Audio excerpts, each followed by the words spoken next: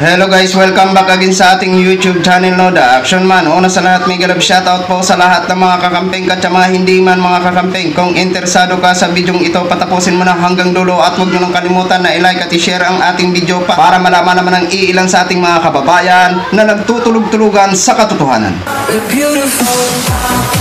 So muli naman nagbabalik ang nag-iisa nyong host na si The Action Man para magbigay ng komentaryo at reaction sa mga mainit ng issue ng bayan. So ito ho mga ka-action, mga kakamping, no, may gusto lang ho ako na i-share sa inyo regarding po ito sa isang vlog ni Vice President Sara Duterte. Hindi ko alam, marami ang nagsasabi na parang isip bata daw ito si Vice President Sara Duterte. Marami na ang nagbigay ng mga opinion dito o komentaryo regarding sa naging vlog ni Vice President Sara Duterte.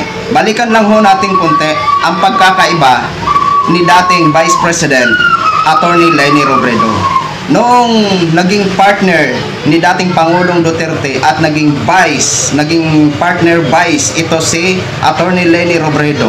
Alam naman po natin na kung gaano sila hindi ka-close, no? So, si Attorney Leni Robredo, kapag may masama siyang loob at may gusto niyang sabihin sa isang tao, kinukumportra niya, mga ka-action, mga kakamping. Hindi ho siya nagiging plastic. Hindi ho siya nagpaparinig sa social media. Hindi niya po dinadaan sa mga vlog-vlog. Diba? Ito si Vice President Sara Duterte, kapag mga malalaking issue na kailangan natin marinig ang kanyang komento o boses, ay wala siyang time at laging sinasabing no comment. Pero may time pa pala siya na mag-vlog-vlog. Diba? Unlike dati kay Attorney Leni Robredo, former Vice President Attorney Leni Robredo, that time niya na siya ay Vice President ng Pilipinas, is wala ho siyang ginawa kung hindi magtrabaho na magtrabaho. Diba? Hindi ho natin siya narinig na kapag may naiinisan siya at gusto niya paringgan, hindi po natin narinig o nakita sa kanyang social media na nagbablog siya at doon niya dinadaan ang kanyang inis. Diba? Kinukumpronta niya agad kung sino ang taong gusto niya kausapin. Pero dito kay Vice, iba. Dinadaan niya sa kanyang pagbablog. Hindi niya kayang personalin kung sino man ang taong pinaparinggan niya. Eka nga, bato-bato sa langit, ang tamaan, huwag magalit. Diba? Eto po, sa isang vlog ni Vice President, panoorin po muna natin to, mga ka-action, mga kakamping. Ano na? Saan na tapiro herbalo ni Mundi Sara? Kini. Mo ni ang paborito sa kadaghanan. Unsa man na? Mo na ang gitawag nga. Tawag gani? Ginamos. O niya, kani. O niya gitawag nga. Bagoong. Ano man. Kani silang duha. Paris na sa mangga. Nana. Ginamos. Mangga.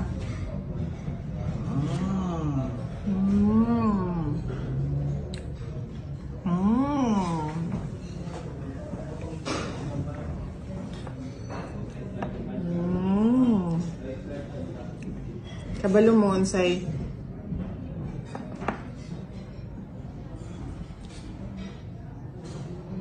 another name para sa mangga? Unsa man?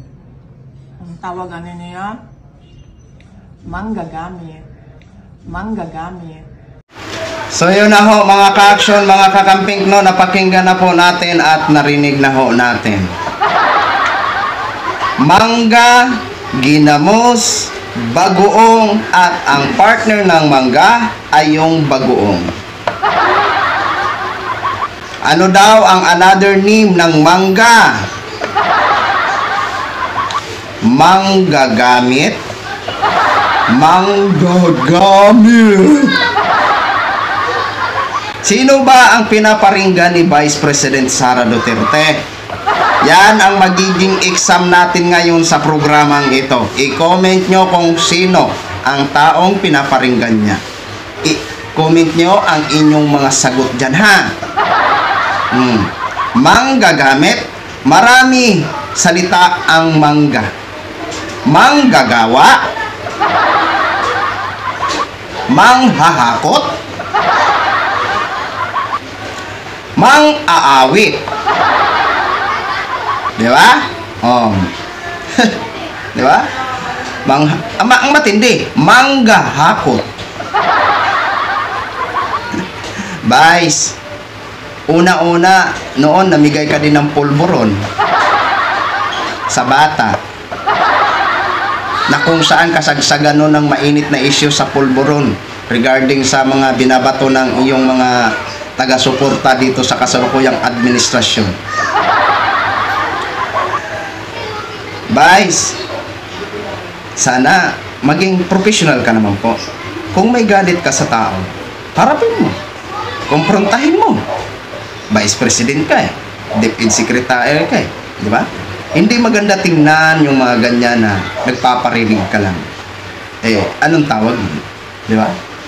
Takot ka ba na kumprontahin mo ang taong kinaiinisan mo? Sino ba ang mga kinakainisan mo na nasa mga kasama mo sa trabaho? Alam na alam ko kung sinong mga yon. Pero dito sa ating mga viewers, hula-hula kayo dyan. Alam ko matatalino kayo maghula. Ano ang masasabi nyo sa ginawa ni Vice President na mga pagpaparinig? Pagpaparinig po yun eh. Manggagamit, manggahakot. Di ba? So, bahala na ho kayo magpasyag. I-share ko lang ho sa inyo. Pero para sa akin, hindi maganda tingnan sa isang Vice President na ganito po ang mga banat niya na dinadaan niya sa kanyang pagbablog. Kung may kinaiinisan ka man, kumprontahin mo, tayuan mo ang pagiging vice mo. At sana, maging professional ka. Lawyer ka, di ba? Dapat, tindigan mo naman. Okay? Kasi, hindi maganda tingnan ang mga ganyang eksena sa iyong social media. Deputy Secretary ka pa naman. Diba? So yun lang ho, mga ka-action, mga kakamping, no? Gin-share ko lang ho sa inyo. Maraming salamat po sa ating mga viewers, Luzon, Visayas, at Mindanao, all over the world. Ako po ang inyong lingkod, si The Action Man. Have a good day, everyone. Beautiful.